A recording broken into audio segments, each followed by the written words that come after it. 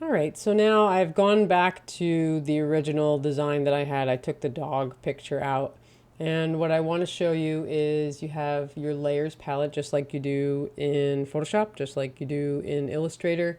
Um, Everything can move around on every layer, even if you only have one, so it's not like Photoshop where once you put something down in a single layer, it can't really be moved independently.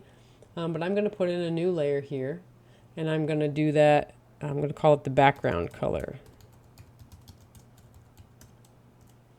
Now it comes in on the top, but I can click on it, hold it down, and drag it underneath layer one.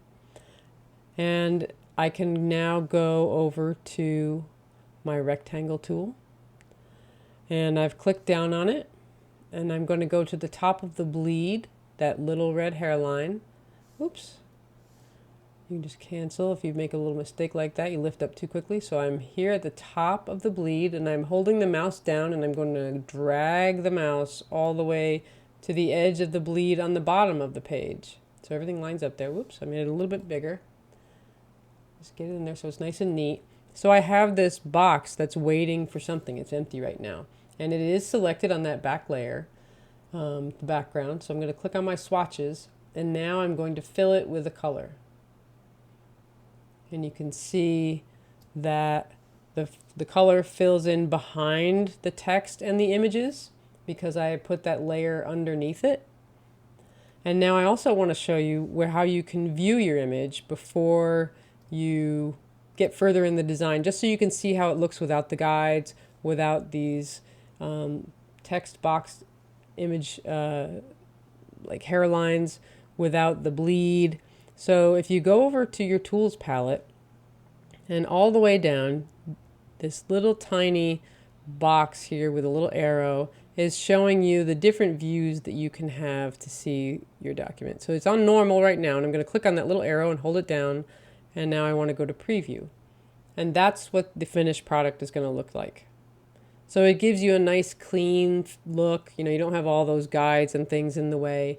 I think it's a nice way just to keep track of what you're doing so that you know what it looks like without having all the stuff in the way.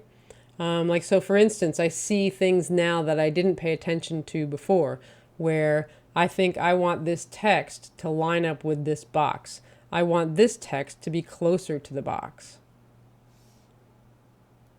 So I'm going to bring this up a little bit, and then I'm going to click on my type tool, and I'm going to click next to Y, and I'm going to hit the return. You can see that it moves all the text down here too. And it's a little bit off, but I'm going to adjust that in a second. I'm going to come back down here and I'm going to hit delete because I want those lines to come back up. Now, because this is just a little bit off and I'm pretty particular, I'm just going to select the box itself and I'm going to use my arrow keys, the up and down keys, and I'm just going to bring it up 2 clicks. Yep, that's right. And then I'll bring this up a little bit too with those same keys. And that's much neater. It has much better flow to it.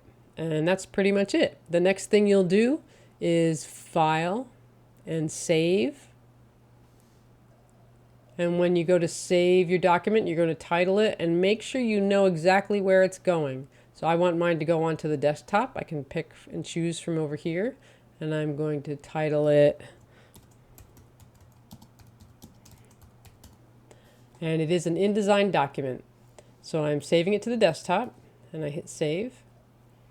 And then the very last thing you want to do, and this is to keep all your pictures and text and colors and document format together, you're going to go to File and scroll all the way down to Package. And Package is going to collect all of these assets. So the assets of your document are the photos, are the typefaces, are the colors, are the formatting. And it gives you a list of all the things that are going to be included. A little warning sign. My images are using RGB instead of CMYK for printing, and that's fine. As long as I have the images there, I can take care of any other of that stuff later on. So I'm going to hit Package, and it's going to bring me back to this dialog box, and that's the name of the file. And again, you want to make sure you know where it's going. I don't want it to go to this folder. I want it to go onto my desktop. Make sure it says desktop there. Below here, it's telling you what it's going to bring into that folder that it's creating for you, packaging things together. It's copying the fonts, it's copying the linked graphics, so the images, and the colors. It's also including a PDF for reference, and it's telling you what kind of PDF, and also an IDML file. IDML is a legacy version of InDesign, so you will be able to use the IDML file if you're opening up your InDesign document again on an older version of InDesign. So you always want to make sure that those are clicked. The other ones aren't really necessary, and then you're going to click on Package. And you can see the progress here. And that's it.